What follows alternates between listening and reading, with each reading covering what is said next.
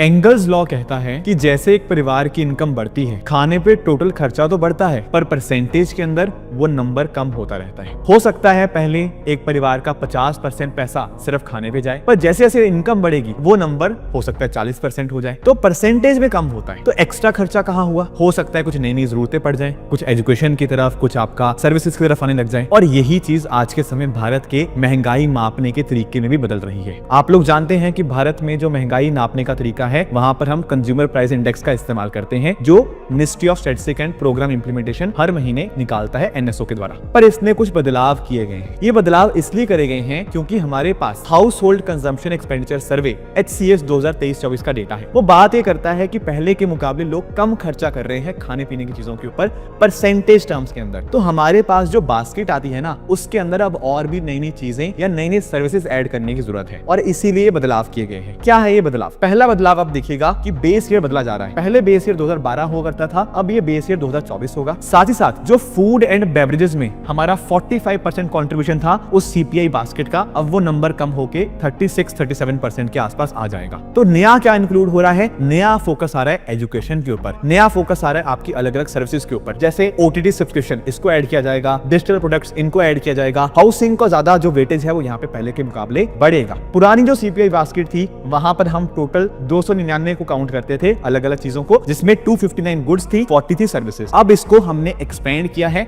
And अब इसके अंदर आपको टोटल 358 प्रोडक्ट्स देखने को मिलेंगे, जिसमें 308 गुड्स होंगी एंड 50 अपने आप में सर्विसेज होंगी। आने वाला जो 12 तारीख है वहां से ये लागू हो जाएगा। तो नया जो हमारा डेटा आएगा उसमें इसी नए तरीके को हम यहाँ पे इस्तेमाल करेंगे। आपका क्या ओपिनियन है इसके बारे में? आप जरूर कमेंट्स में बताइएगा।